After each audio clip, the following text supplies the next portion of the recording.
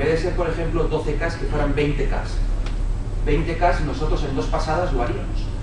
Mientras que con 4K solo puedo acceder a un disco. Tengo el cuello de botella además en un solo disco. Si consigo tener muchos discos y partir ese dato en muchos discos, lo que me va a permitir es que el impacto de las cabezas es menor. ¿Qué ocurre? Contra más pequeño es el fichero, más impacto tengo. Bueno, SSDs, la teórica panacea. Bien. No sé si sabéis que un SSD más o menos a día de hoy tiene una vida útil de unos 50 terabytes en escritura. Y a partir de ahí ha habido gente que ha puesto discos SSD en RAID 1 para que eso vaya muy deprisa en bases de datos y luego posteriormente va a haber problemas. Porque su vida útil, las celdas, tienen un nivel de escrituras y no hay más. Y está más o menos tasado en torno a los 50 teras. Cuidado con estas cosas, o sea, un SSD para un RAID, o lo tenemos muy claro cómo va todo configurado, o es posible que a los 8 meses nos empiece a dar problemas. Muchísimo más caro. De 5 a 20 veces más caros por giga. ¿Cuál es la diferencia entre 5 y 20? Discos MLC o discos SLC. No sé si os suenan las diferencias entre MLC y SLC. Vale. La diferencia que hay entre un MLC y un SLC, MLC es multi-layer cell y SLC es single level cell. Imaginemos que en un voltaje de 2,5 voltios nosotros cogemos el flanco de subida y cuando ya ha pasado 1,8 físicamente ya sabemos que es un 1, y cuando está por debajo a lo mejor del 0,3 ya sabemos físicamente que es un 0. Eso sería un single level cell. ¿Esto qué nos permite? Muy claramente y con grandes diferencias de voltaje por abajo y por arriba, estabilizar un bit a 0 o 1. Mientras que si en ese voltaje nosotros decimos que el 1,25 es un 1,0, el 1,75 es un 1,1, el 0,75 es un 0,1, el 0 es 0,0 y el máximo voltaje es un 1,1, nosotros que estamos, he puesto muchas entremedias, pero realmente son 4. ¿Qué ocurre? Que nosotros doblamos la capacidad de los discos, por eso un MLC tiene el doble de capacidad que un SLC, pero realmente tiene el mismo número de celdas. ¿Qué ocurre? Como tiene que tener un tuning, una sonda mucho más crítica en la lectura, ¿qué es lo que va a pasar? Que es más lento. Tiene que asegurar si lee 0,75 o 1,25, mientras que en el otro lado, de 0,50 para abajo sabes que es 0 y de 1,5 para arriba sabes que es 1.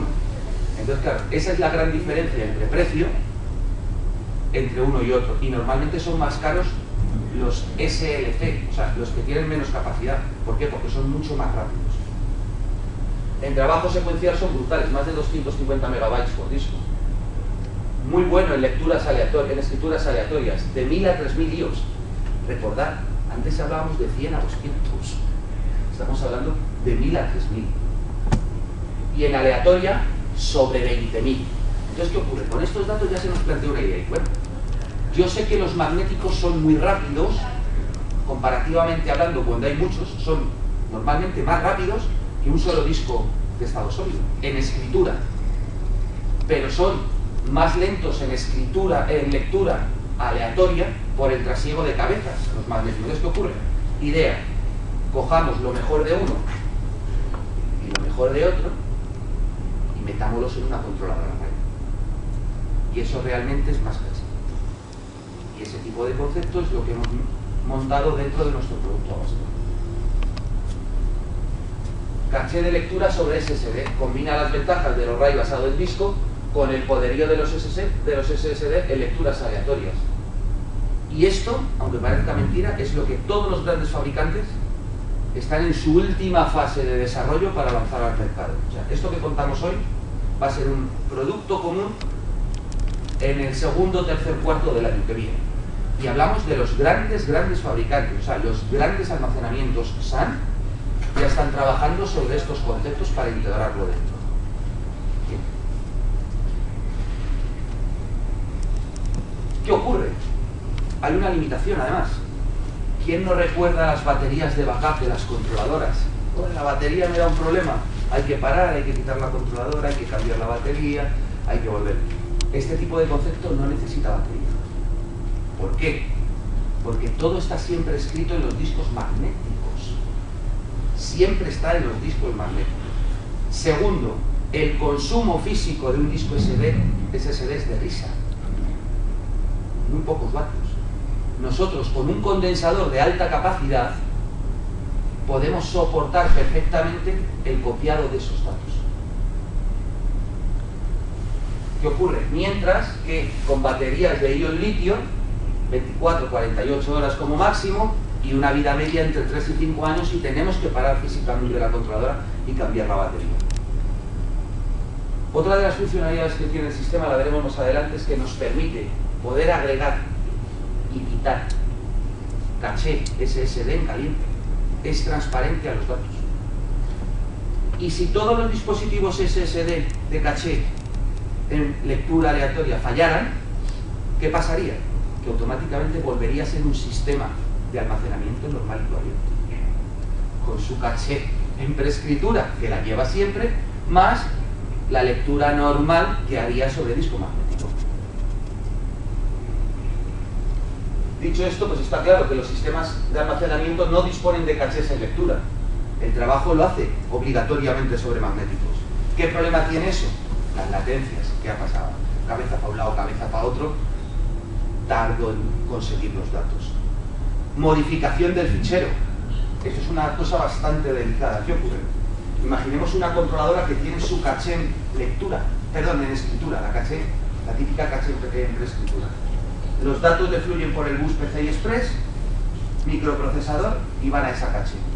Y la controladora le dice al host, ok, ya lo he escrito, pero realmente no lo ha escrito. ¿Qué ocurre cuando trabajamos normalmente en Online Transaction Processing? Bases de datos, cosas parecidas. Que normalmente el siguiente ciclo, el business to business, es ese dato modificado, hay que leerlo para aplicarlo dentro de una base de datos, un proceso de cobro, cosas parecidas. ¿Dónde está el dato? ¿Está en el disco? ¿Tengo caché en prelectura? No. ¿Qué hay que hacer? Escribir ese dato al disco, volverlo a cargar a memoria ya modificado y desde ahí tiro. Con el concepto nuestro, esa escritura hacia abajo y la vuelta es infinitamente más rápido. ¿Por qué? Porque la vuelta no viene de magnético, viene de SSD. ¿Correcto? ¿Sí? Bueno, lo hemos comentado antes. Level 2 Adaptive Replacement Caché. Caché abasto de SSD más caché. Caché en escritura, como cualquier sistema. Caché en lectura basados en SSD, como casi ningún sistema, por no decir ninguno.